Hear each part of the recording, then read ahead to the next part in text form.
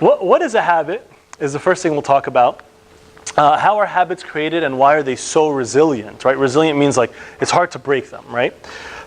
What is the process to create a habit? What's involved in breaking a habit? And how can we apply what we've learned? Some studies say that a minimum of 1/3 of your waking life is driven by your habits, by unconscious actions. Can you imagine that? Like, let's say you sleep 8 hours a day. I know most of us don't, but if you sleep 8 hours a day, you have a lot of other time left. That's what, like 16 hours? 16 hours, yeah. I'm in finance too. I would use Excel for that one. But, so if you have 16 hours in a day, 1/3 of that is just driven by habits, right? You're just kind of going, right? Like think about, you wake up and you like, who remembers exactly what happened this morning? Does anybody remember exactly what happened? God, I hope nothing like major happened where you remember it. But like you probably just woke up, the alarm went off, and you're like, oh man, like I hate waking up. It's such a horrible feeling. And you get up and you're like, oh, but and you roll out of bed. I roll out to the left and I just start going, right? And I go into the bathroom and I brush my teeth and I do the mouthwash and take a shower and ready to go, right? There was nothing like significant about my morning today, right? It was just the morning, just another morning. And it was all habit. Habits are not just behaviors, but they're also thought habits. And we'll talk about this, like rumination and negative self-talk. That's one of the examples we'll use. We're saying like an emotional habit. So I don't want us to only think that when we say habit, we're talking about a thing that you do, like, I don't know, like you always like to walk this way or carry this thing or sit in this place. But also there are thought habits where sometimes, and I can speak for myself too, that we engage in negative self-talk. We're like so quick to criticize ourselves when we're in a certain type of situation. These are bad habits, right? All right, so to be more specific on what a habit is, I want you to remember this three-part loop. It's called a cue, routine, reward loop. A cue, routine, reward loop. So a cue happens, so something happens that triggers this habit, right? Which is like, for example, the alarm rings. And then you have a routine, which is you go to the bathroom and brush your teeth. And then you have a reward, which is a tingling from the minty toothpaste. So did you ever know that when toothpaste was first becoming a thing, that it didn't have a minty flavor, right? It was just kind of like this paste that you put in your mouth. Right? And even just saying that sounds disgusting, right? Like it was just this paste you'd put on a brush and put it in your mouth and you're just brushing with this flavorless paste. But then the Pepsodent guy, I don't know what his name is, but he's like some famous guy for Pepsodent. And he said we should put a minty flavor in the paste. So now when people brush their teeth, they get this reward at the end, right? And they feel good about it. And it reinforces that behavior. So now people want to brush their teeth, right? Like people are looking forward to it. And when you're done, you're like, wow, I achieved something, right? I'm cleaner. You think it's more effective because you have that taste. It has nothing to do, the taste has nothing to do with its effectiveness, right? But there you go. The other thing that a habit is, it's a way that your brain is looking to save energy. I was reading an article about the former president, and it was talking about other big leaders. And it was saying that there's this concept called decision fatigue, right? Decision fatigue. And what they were saying about the president, just as an example, was that he only had blue, navy and gray suits and white and blue shirts. Because he didn't want to have to, when he wakes up in the morning, have to decide, right? Because it's just too much work, right? So he just wanted to save energy. Just like there's only a few options. All of them will work, right? A white on navy, white on gray, blue on navy, blue on gray. It's all going to be fine, right? And then that's it. So your brain is trying to find ways to avoid decision fatigue. So what it does is it creates these habits, and I'll talk later how it puts it in a specific part of your brain that's made for habits. So your brain, you just don't want to keep making all these decisions. If every day you wake up and you have to decide that you need whether or not you're going to brush your teeth, which toothpaste you're going to use, all the things you have to wear. By the time you get to your car or you leave your apartment or your house, you've already made so many decisions and it's a lot of work. There's three characteristics of a habit. One is automaticity, right? I think someone was saying that it's very automatic, right? Number two is that the behavior itself is emotionless. Even though it might be triggered by an emotion, it might result in an emotion, but the actual behavior itself just happens without you like feeling like it should happen, right? So for example, I'll give you a preview of the application at the end, which is someone who might be dealing with a mild form of social anxiety, right? So they're like, oh, I got invited to this hangout, I'm gonna go, but I'm feeling really anxious, right? Like, what am I gonna talk about? What am I gonna say? What are people gonna think of me? What if I run out of stuff to talk about? What if, there's a problem? What if I see this person? What if that person's there? All this stuff, right? And so this person could, like, before they go, the trigger is the invitation and remembering that they're gonna go to a social event or activity, and then all of a sudden, the thoughts come into their mind and rush in, right? Like, what, and their heart starts beating and all this stuff, right? All right. The last thing that a habit is that it's affected by context. It's affected by context. For example, a young, like, college student, like, goes away for school, and every time they're at a social event, there's drinking, right? There's drinking all the time, right? And so over time, what they start to make an association between is drinking and fun, right? So whenever there's fun, there needs to be drinking, right? So, and that's the context that they're in all the time. So after a while, when they're out, like they're graduated from college, no one brought drinks, but they're out and like they need to decide where to go or they need to do something. The thing that's going to happen is there needs to be a drink here, right? It's not like they're feeling emotional and they have joy about drinking or anything like that, right? They just want to drink. So it's affected by context. I'll give you another example that maybe some of us experience this, where you have, like, when you go to, like, your grandparents' home, you have, like, a place where you sit, right? Like you just sit. When you visit, you know where they sit, and then you know where you sit, right? And in the beginning, when you were younger and you first started visiting your grandparents, right, you would probably just go and you probably found the place and it was like the most convenient place to sit and you sat there, right? But then over time, you were like, oh, like this is my place, it's my seat, this is where I sit, when I'm with Teta and Geddu, right, or Grandma and Grandpa, right? So your context can affect the generation of habits. And now all the time you go and you just sit right there. You don't even, it's not thinking, not looking or anything, right? You're not deciding. All right. I want to talk about how habits are created. There's three things about habits, right?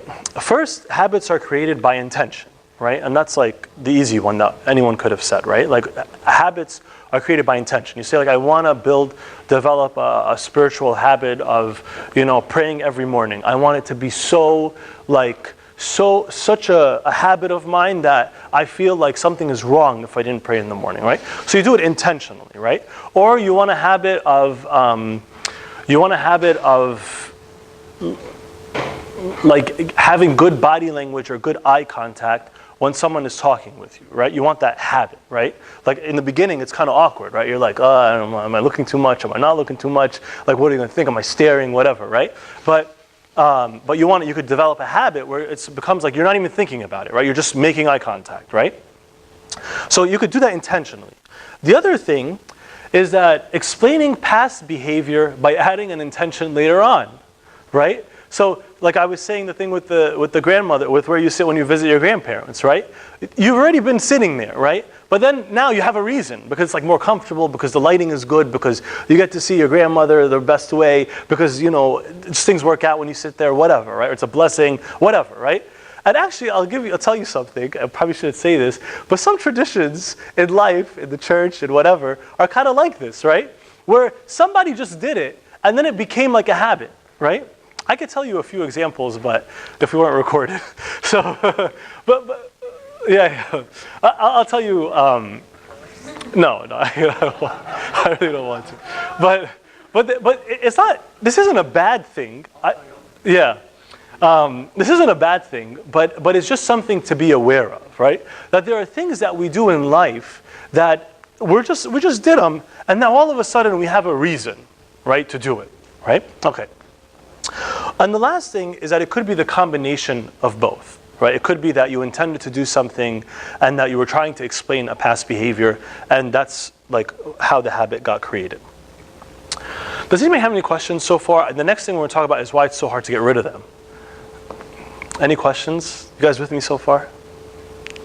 All right, okay, good. So why is it so hard to get rid of a habit? Habits are extremely resilient, right? So they're stored. Is anybody here in medicine or like health, anything? Okay, good. So I don't like to talk about things where there's like an expert on site, but I'll just use these two big words, basal ganglia. It's a part of your brain, right? It's just think about your brain. So the habits are stored in this part called the basal ganglia. I feel so awkward just saying this stuff, but it's true. So, and this part of your brain works even if you're dealing with, if someone has a lot of like brain diseases or just has even like Alzheimer's or something like that. This part of your brain, you'll find that those people who are forgetting everything can still perform certain actions, right? They can still develop, there's a habit of like they wake up and they do this and they do that. They could perform these basic functions because habits are stored in this part of the brain where that works even when other parts of the brain could be damaged, right? So I'm telling you that in our own brain, the way our brain works, like it makes a habit hard to break, right? That's just the way we are. The basal ganglia also has the capacity to automate things. Again, so something that automates it. Do you think about like when you're taking food and putting it in your mouth, do you think about how to position the spoon? Like you don't really think about it unless it's like a, you're going to get like sushi and you haven't used chopsticks in a long time or something, right? Like that's when you start thinking about it, right? Because of this, you will always be at risk of relapsing. People say, why can't I commit this sin if I'm going to repent later, right? Or why can't I engage in this behavior if I can stop later? Like I could start smoking, I'll stop smoking, right? Or I can, have an addiction to, drugs or sex or whatever, right? I could just stop whenever I want. Actually, you can't. It's not that easy. And there are things that happen in your brain when you become addicted or when you develop a habit where you will forever be like vulnerable, right? You will forever be vulnerable, right? And I want you to think of, I was going to use an example. It's a little tough, but the point is you're going to be vulnerable all the time. So like someone who has a habit of interrupting, right? Like you're gonna have a really hard time breaking that, right? And when you break it, you got to be careful because every once in a while you might get agitated or excited about something and you're going to interrupt, right? And you're going to be like, man, that's not the type of interruption that I want to be doing, right? Okay. Habits also create a craving. They create a craving. So like if you're used to, for example, like you guys have heard of Pavlov's dogs, like that it's like a behavioral conditioning thing, where like this guy Pavlov, some scientist, he had a dog and he'd ring the bell and he'd feed the dog, ring the bell and feed the dog, right? And every time he'd ring the bell, he'd feed the dog. And then after a while, he would ring the bell and the dog would start salivating before he even saw the food, right? So that trigger started to create a craving for food and he was like really wanting it, right? And habits like brushing your teeth, they create a craving for that minty flavor, that fulfillment at the end. Your brain begins to anticipate the reward before even getting it. That's the point. So the reason why it's so hard to break a habit is because your brain is like, this reward is coming now, right? I need to go get it, right? So your brain, without you even knowing, is like doing all this stuff. Let me just say something in parallel. We'll come back to this. You guys have spoken about like, the original sin and like how, human nature got corrupted and all that stuff, right? Like, how you guys have spoken some about that stuff, I'm sure. If you're in this church, you've definitely spoken about it. So the problem is that your body works against you, right? That's the whole problem. Like God didn't design us this way for our bodies to be like fighting us and getting sick and like being weak and all this stuff, right? The problem is that we're speaking within the fallen world, right? That's the problem. That our brain is working against me. The brain that God created to glorify me, to perfect me, to do His work, is the same brain that's working against me. And I need to exert effort, and I need to be filled with grace to work through these problems, right? Like we were saying before, like grace-driven, right? Or grace-filled, right? Great. All right. So let's talk about the process to create a habit. This is it, right? This is the process, okay?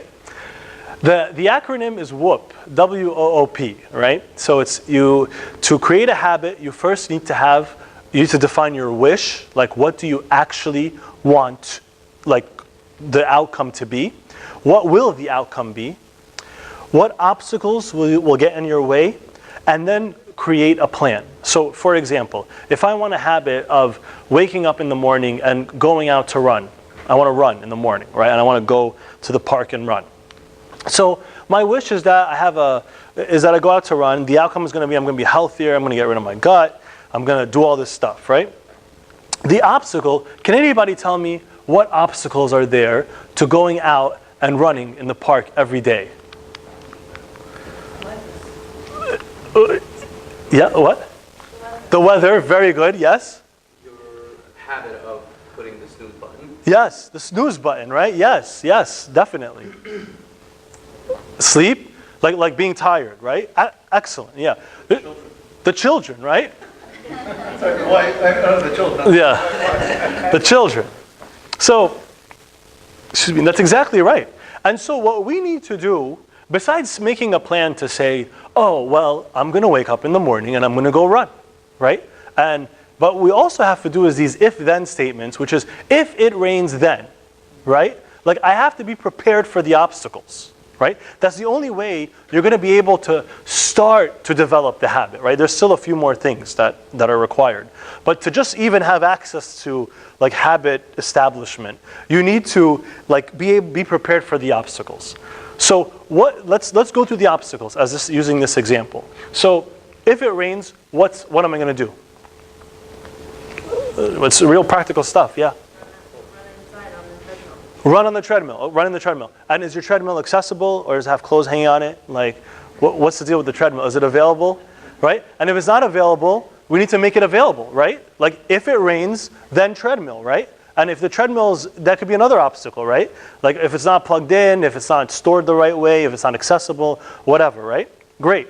What was another one? The snooze button, right? The snooze button. So how am I going to deal with that obstacle? Like I wake up and I just have this habit. It's like I want to create a habit. I need to break a habit at the same time of just pressing snooze. That's a layered problem. So what do you do with the snooze button situation?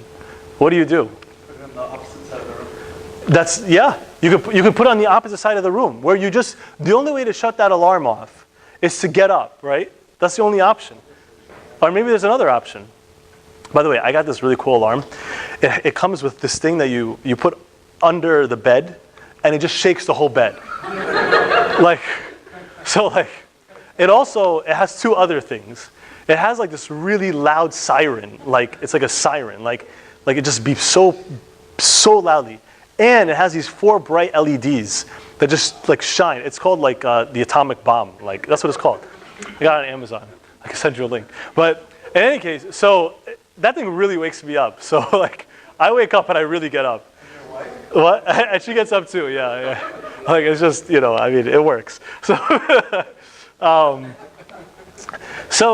but you're right. So we put the alarm on the other end of the room, right? That's another obstacle. We said there was one more obstacle, like just being tired, right? So let's talk about that one. That one's important because that's a very real one, right? So what are you going to do if you're going to be tired? Go to sleep early? But what if something happens and when you plan to sleep early, what are you going to do? Listen to your body. Body? No, but you should listen to your body and go to sleep. But I mean, we're fighting our bodies all day, right? No. So we need to think of something to deal with that obstacle, right? Which is that either I need to make sure, maybe I need to plan out my evening, right? So that like I don't I have this extra half an hour. Let me check all my emails, all of them, right? Instead of saying I should check these 5. Or something like that, right? Or maybe I need to not watch TV, or maybe I need to start getting, like maybe if I need to sleep by 10, I need to be in bed by 9:30 or something, right? Or maybe I could create a routine where like I can get myself into sleep mode, right? Whatever, right? Great. So this is just step 1, right? This is just step 1, which is like sitting down with yourself and saying, I have a real wish and I am motivated by this outcome. I'm very clear about the obstacles and I have a plan to address each one, right? Great. Just an emphasis here where, saying that I'm going to stop something is not as effective as saying I'm going to do something, right? Like, those are two like different approaches to things, right? The next thing is repetition, of course. Like, just repeating the behavior over and over will help you to create that habit, right? The other thing is make happy habits. And ironically, we want to avoid habituation, right? So I'll give you an example. So if you're running and, you wake up in the morning, you're like pretty good at this, you run around the park and you know what to do when you have an obstacle or it's raining and all that stuff, right?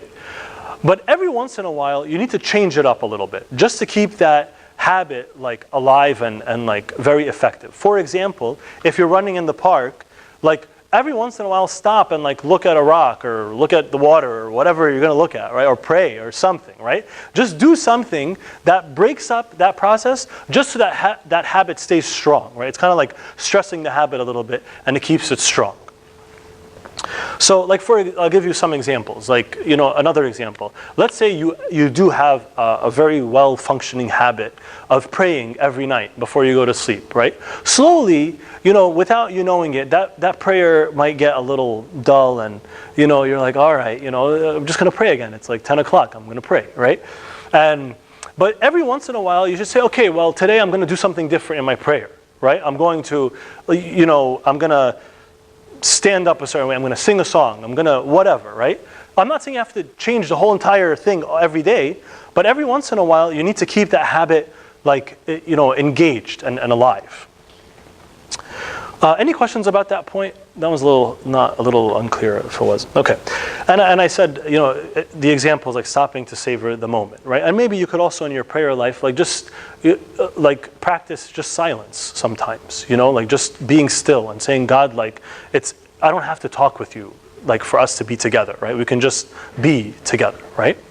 Okay, great. All right. Next thing is how to break a habit. All right. This one is not really like steps. It's more of like all the components, right? So there are many components. There's 5. All right. The first one is you have to recognize the actual habit you want to get rid of. Sorry, the text is small. The point is that you have to be very specific, and you'll find this in many things in life. Like without specificity, you will not be effective in achieving anything, right? Unless you're specific about it, right? Like you have a goal you want to reach. I want to raise this amount of money. I want to, do this thing here. I want to lose this much weight. I want to study this much per day. Like you have to be very specific, right? So you have to recognize the actual habit that you want to get rid of, right? And this it helps you build willpower because you start to become aware of yourself and you start to find yourself developing self-control. The next thing is to monitor behavior. It's really interesting how just keeping track of what you eat helps you to eat better, right? Like just keeping track. You guys have that MyFitnessPal app?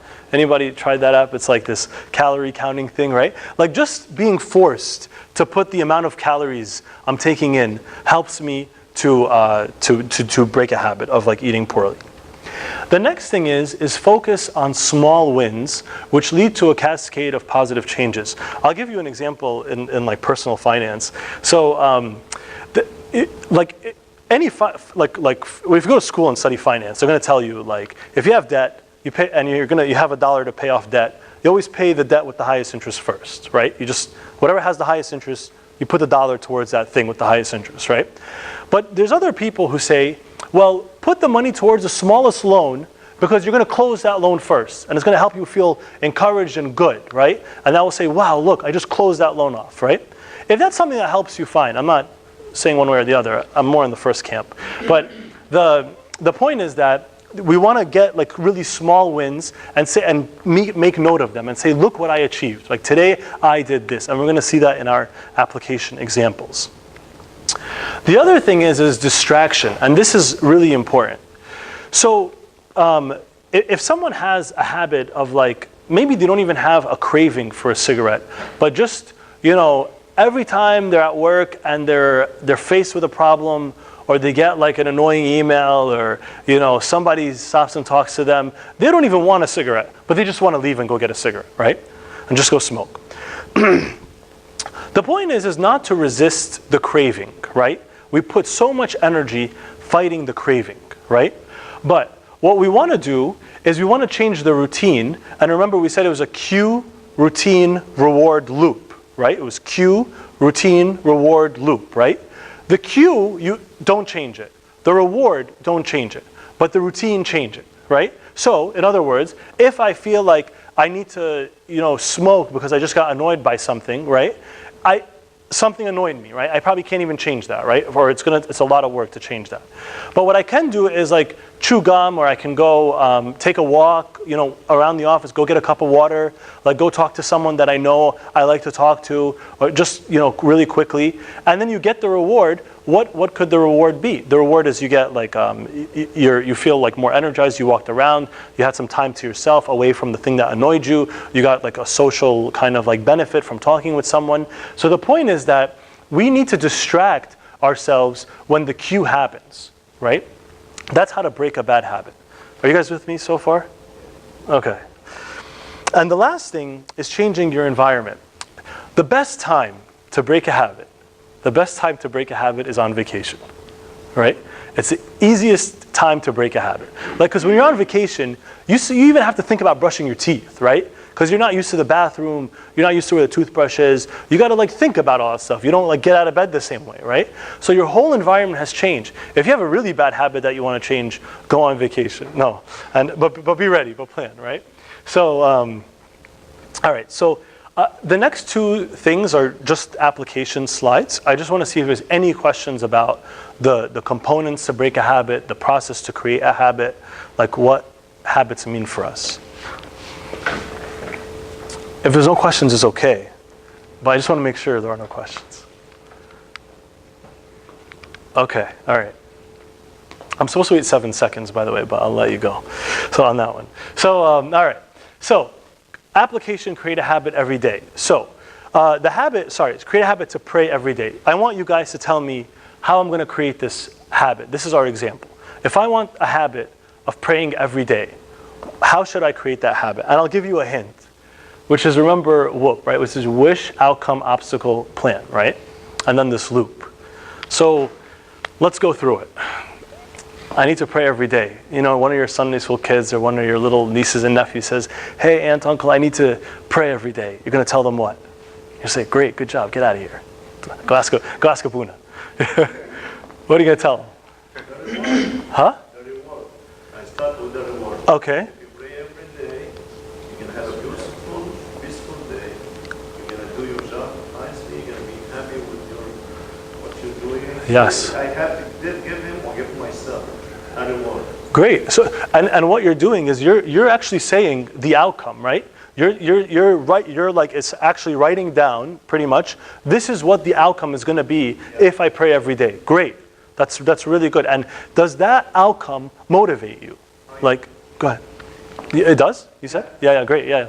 Yeah. Absolutely. Right. So you could have this outcome and say, wow, this outcome is so great. Like, it's worth the work that I'm about to put in. Right. Any other ideas? I saw another hand in this. Yes. I'd say for a plan to set a place and a time. Yes. So you Great. have the routine to create itself. Yes. So, but I agree completely. Can you be like specific? Give an example. Yeah. So for example, I tell them, okay, then you need to kind of set a place in the morning, and this is when you're going to pray.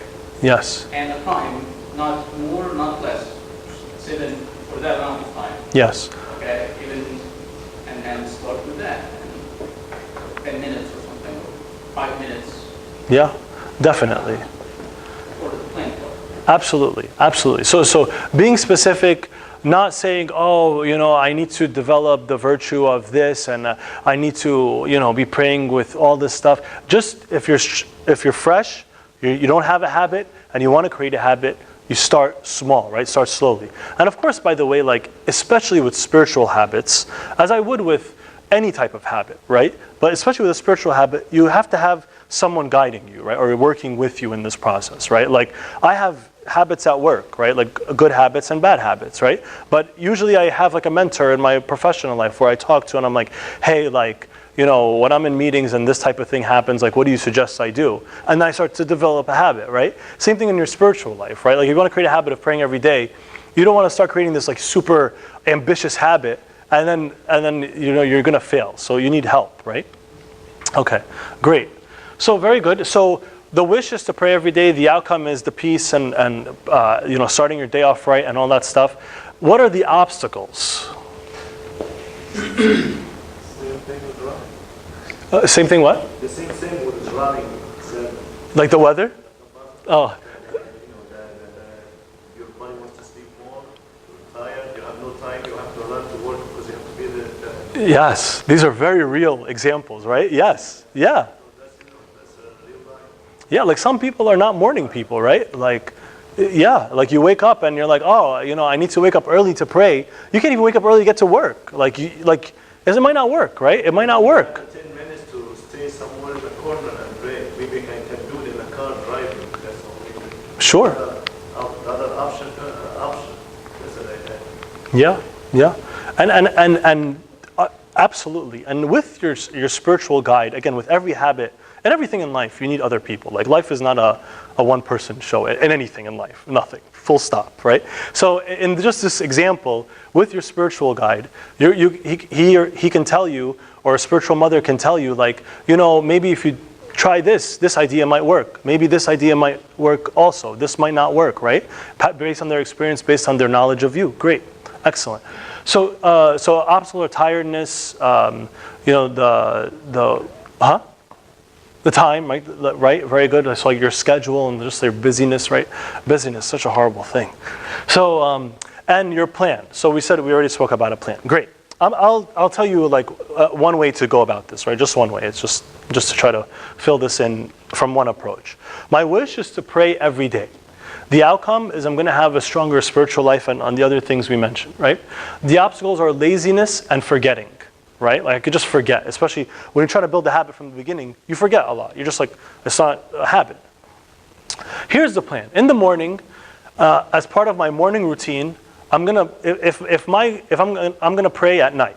So as part of my morning routine, I'm gonna wake up and I have in one place like my wallet and my money and my watch and my phone and stuff like that. I have it in one place. I'm also gonna put a cross there, right? And this is on the dresser and it's right in front of my bed, right? So when I wake up and I'm putting all this stuff in my pocket, right? I'm gonna take the cross. I'm gonna put on my bed, right? I'm gonna go about my day and then I'm gonna come home and then I'm gonna put this stuff back, right?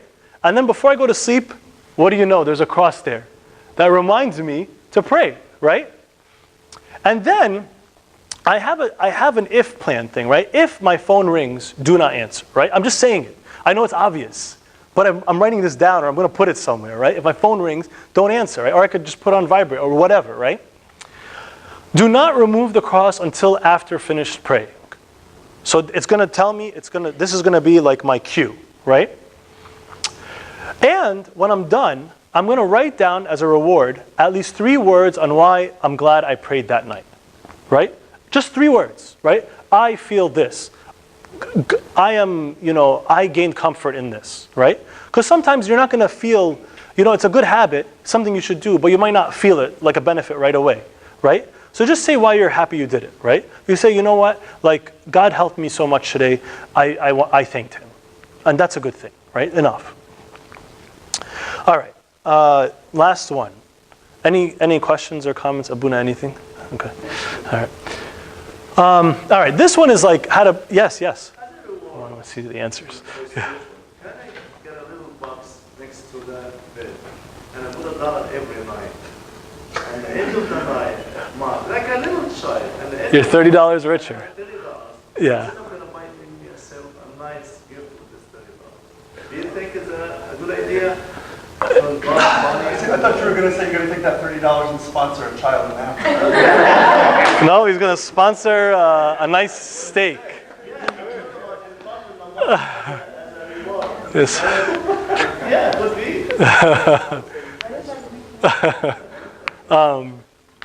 Yeah, you should sponsor a shirt or something. So yeah, it's I don't know. It's you know, I just the only thing I feel weird about that is I don't want to. Let me just initial thoughts, and Abuna can say anything, but I don't want to associate like physical gains or material gains with spiritual activity. You know, like like I want us to like how can we, like for example, think about your child. Like how would you reward them for doing a good deed? Like what would you tell them or do? Like what would you say? Like, sorry? Give them a hug and a kiss, right? Which is like, you're like expressing love, which is a reflection of the love of God. Great. That's great. Yeah? And also at times you need to give them a concrete reward that they can touch and see and see that accumulate and then earn something. So I feel like, you know, if we're spiritually immature and if we're spiritually like children, why not use something physical, material to, you know, like even if that first to encourage ourselves to keep going. I think it would work very well for children, but as we get older, it won't. You know, even if you're putting $100 every day, like what's that really gonna, like, you know, you're saying, wow, you did such a good job praying every day. Now you have what is that, like $3,000 in this thing, which came from your own pocket. It's like somebody else put it there, right? Yeah, it's like you're $100 poorer every day. So now you have $3,000. Like it might not, like you're gonna say, because adults can get the trick, like they figure it out, right? So it's not, it has to be a real, you know, more like strategic, like have a strategic impact on your life. Sorry, go ahead. I feel like you want to say something else. No, I mean, Yeah.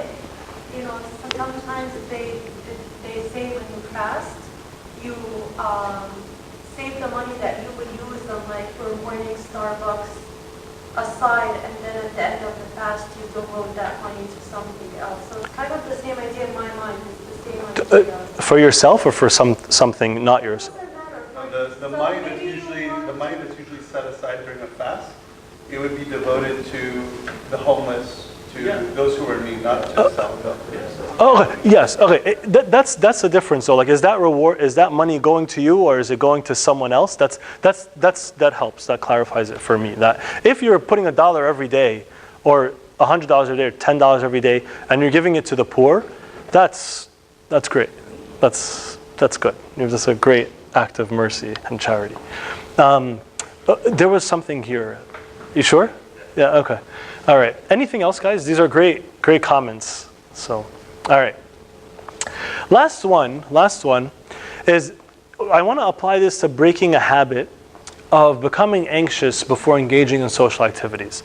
You know, maybe, you know, some of us might not relate to this, and maybe some of us might, and maybe some of us don't relate to it in a general way, but in a specific way. You know, like sometimes you're invited to like a work event, maybe like the work event, social activities can create some, you know, temporary anxiety, right? But the point is that, like we were saying before, is that habits are not just things that are like physical behaviors, but they could also be things that happen in your mind, right? Like, I'll tell you like a very sad example, which is there's a woman who her husband cheated on her, right? And she, like, this was like a few years before, and everything, you know, they said it was sorry and all this stuff and everything, but she just has this habit, like she just feels like she has to go and like check his emails, check his texts, check all this stuff, right? And so she gets like, and if he's like late a minute, right, she just starts doubting. So it's like it's a habit that she has, right? Something that she developed. This is in no way justifying what he did, right? What he did was completely wrong. But now he has not broken her trust at all. Like, he's not given her any reason to doubt him, but she's still thinking about this, right? So she's still like, you know, worried.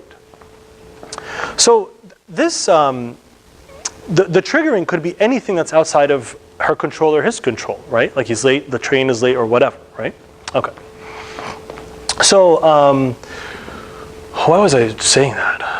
I forgot. I had a reason to mention that example. Yeah, I just don't remember why I had that example.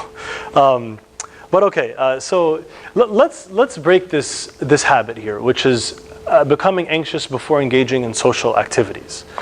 What do you think? Let's do this one, and then we're done in like 4 minutes.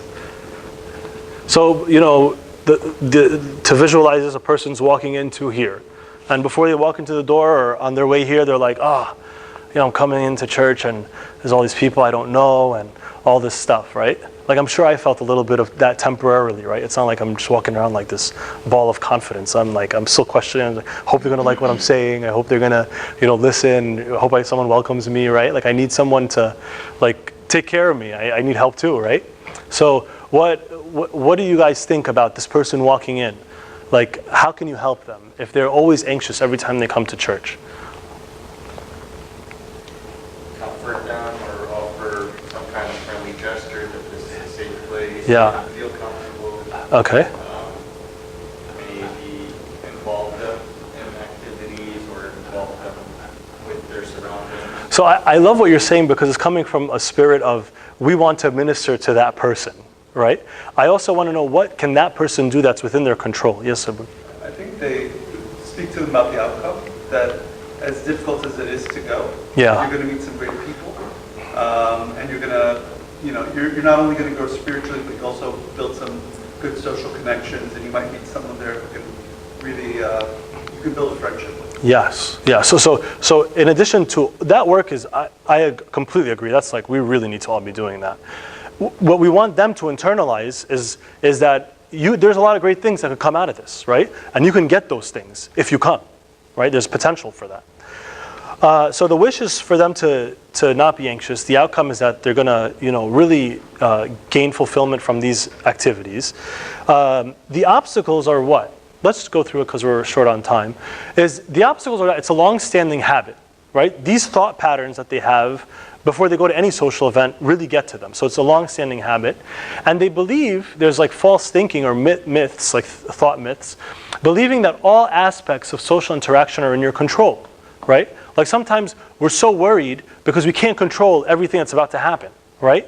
But if you think that social interaction is only based on what you do, then you're always going to be anxious, right? Like interacting with people is not completely in your control, right? Like you go up to someone and they're just having a bad day. It's not your fault, right? It's not your fault. So here's the plan. I'll read this. This is just a sample. Before going to one thing to do is before going to a social event, engage in constructive self-talk. You could say to yourself, God loves me. I have a lot to offer. Social interactions are two-way. No one else has their interactions planned out. Everyone is coming here not knowing what's going to happen, in their interactions, right? If you tell yourself that, that'll help you, right? Number 2 is remind yourself of social interactions that have gone well in the past.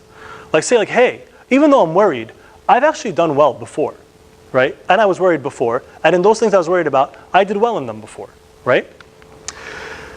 Another one is if you don't have anyone to talk to, so this is like a plan, right? This is like if you don't have someone to talk to, find someone who's available and use a prepared, simple conversation starter. If you think you're going to be so nervous that you're not going to be able to talk to anybody, right?